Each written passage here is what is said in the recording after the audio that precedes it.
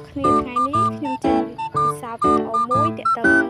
មេរៀនរូបវិទ្យាហើយថ្ងៃនេះនាងខ្ញុំនឹងដាំទឹកក្តៅពុះហើយយកដបនេះដាក់ចូលទឹកក្តៅដោយនាងខ្ញុំចង់ដឹងថាតើនៅពេលដែលទឹកក្តៅដាំពុះមាន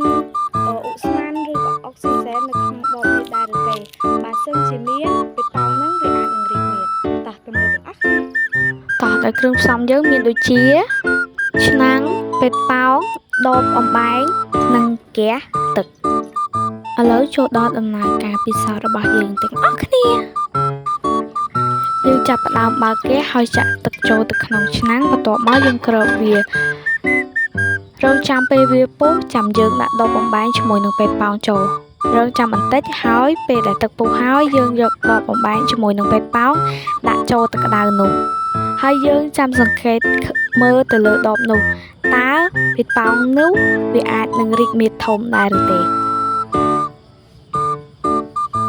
ឡូវយើងឃើញថាពេទ្យប៉ោងវាចាប់ផ្ដើមរីកមាឌបន្តិចហើយឥឡូវពេទ្យប៉ោងរីកមាឌបានធំហើយដូច្នេះយើងសង្កេតឃើញថា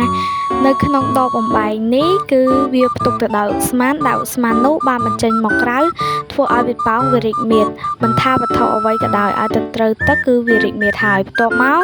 យើងចង់បង្រួមមាឌវាវិញដោយដាក់ចូលទឹកត្រជាក់ហើយយើងសង្កេតមើលបន្តទៀតគឺឃើញថាពេទ្យប៉ោងគឺវាលែងរីកមាឌ